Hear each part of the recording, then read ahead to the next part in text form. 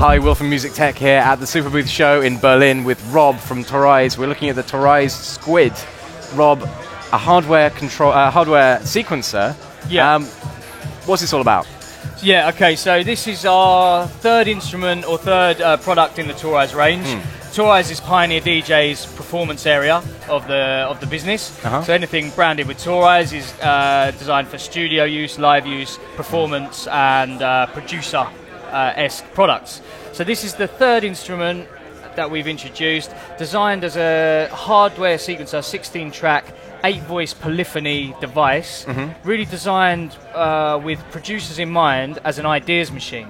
So you can draw a lot of inspiration from this device, you know, a different approach to generating sequences, patterns, melodies, and a different approach to driving your hardware using a lot of the unique Squid workflow that we've incorporated on the step sequencer section, and using all of the USP Squid exclusive features really over here, and exclusive workflow on the left-hand side. You know, these are the things that you're not seeing, we haven't seen in any other sequencer or in any other device up until now.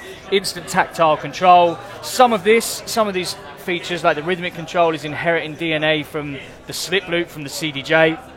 And yeah, we called it the Squid because it's the connection, the advanced connectivity possibilities. You know, if you look at the back here, we've got... It's a many-tentacled beast. Exactly basically. that. Yeah. Yeah. So USB connection for your DAW, for VST control, 2 MIDI outs, which the second one doubles up as a MIDI through. Obviously, MIDI in, a lot of people have been asking about this. Can you use an external MIDI keyboard or MIDI controller to program the Squid, which you can. 2 tracks of CV gate, so connectivity to the modular kit up here and CV compatible devices. Clock in and clock out, which is amazing. I can send my clock to my modular and I can receive clock from my DAW to keep it perfectly in time, and DIN sync as well. So the legacy products, 808, 909 producers that have got these old school bits of kit in their studio can sync this up and use this as their center point to drive all their hardware. Well, let's see some of these unique features then, because it looks very approachable. I mean, you've got this pad grid, but let's look at this. What it's actually doing, I'll quickly get some sounds running. Global section at the top, I'll hit play, and I've got a sequence running already. I've created this throughout the day as we've been working, but if I jump to pattern set, this is like my arrange mode.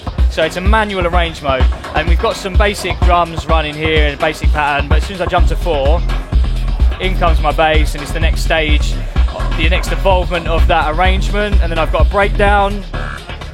So I'm jamming what I've created earlier. And you can see instantly, I mean, this is a really cool way of tracking your tracks in. I'm going to jump to mute mode, just to show you some other stuff. I'm playing with the peak here a little bit as well. But let's mute out the bass. Bass is coming from track 11. Go back to pattern sets, go to pattern set, the drop. So instant access to perform, which is pretty straightforward. But if I go to my track, create a new pattern so you can see a bit of the workflow as well. Let's go to the peak. I know my Novation peak is on track 9. Let's mute out some of these parts. Let's mute the bass as well, so you're just hearing percussion and the peak, and let's mute out the stimulus as well. Now, in trigger mode, you're seeing at the minute my arpeggiated pattern of the peak. So it's one note that's being arpeggiated, and it's also, I've used the harmonizer to throw some chords on that. Let's start again. Let's delete that pattern, turn the ARP off. Step sequencer, how you would expect it to work, you can program steps. Pretty straightforward. Now let's change the gate of that, let's globally change the pitch, or you can step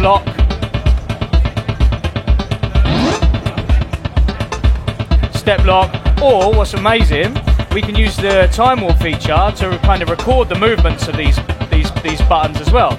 So if I hold shift, the pitch control will jump up in octaves.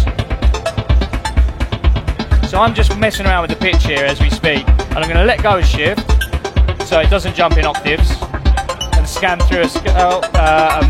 In fact, before I do that, I'm going to lock it to scale. Let's put a scale on and do that. It'll sound much better. harmonic minor, sorry. Play around with some movements, then jump to time warp. Time warp is like a buffer that will remember any movements you've made on the squid, whether that's gate, pitch, velocity, speed modulation, groove bend. We'll come to that stuff. But I can now step back in time by up to 16 bars. So let's jump back 3 bars. You can hear some of that pattern that I created by manipulating the pitch control. I can also choose to create a 2-bar pattern if I want, or a 3-bar or a 4-bar. All I need to do is jump to patterns, and each track can have 64 patterns. So let's jump to our second page of patterns, save this as pattern 14, come out of time warp. When I go to pattern, go to 14, there we go. Instantly recorded a really terrible sounding riff of the peak, but you get the idea. It's remembered what I've actually done using the movements of the pitch control, which is an amazing little feature. We haven't really advertised that, so that's kind of exclusive for you boys. That's a very cool thing. So you're literally just you do something cool, and you're like, okay, what did I do? And you just step back in time, and you can bring it back. Yeah. You can. You don't have to have record on to remember what you're to record your part. You can just jam away and then go back into time warp and recall previous states, which is pretty amazing. I'm going to go to triggers again and just randomize these triggers, and it's doing it in elusive mode. And let's get that pattern there. Let's randomize the pitch as well. So very straightforward way of randomizing pitch, gate, velocity, and triggers too. Let's pitch that down a bit. Open the gate up. Now randomize the pitch. Create a bit more of an interesting loop. This is where it really gets bananas over here, because you've got 64 running directions. At the minute we're running downwards, because we've got a square grid, you know we can run crossways, we can run downways. 64 options to run through with that. We've got rhythmic control, allowing you to assign loops to that sequence, like so. I mean, pretty gnarly kind of stuff that you wouldn't be able to create, or you wouldn't think to program. And each of these, you can have 64 patterns per track, so you can keep just creating variants on variants, which is really exciting as a creative option. We've got an arpeggiator, if I turn that on. Let's make the gates a bit longer. Run forward. There we go. And we can use groove bend too. Let's turn ARP off. I'm conscious of time here, so I'll try and whiz through the last few features. Groove bend is a manual. I'm going to just try and create something that sounds good to show you. Groove bend is a manual control over the playhead. So if I drag this to the left, it's a spring-loaded fader on here. If I drag it to the left, it gives you momentary delay onto the playhead, which will spring back in time as well. And if you press it forward, it speeds that sequence up. Let's bring all the triggers in, because you get a bit more of an idea then, which can of course be recorded in. There we go. Crazy little rhythms, crazy little grooves at the touch of a spring-loaded pad. Incorporate that with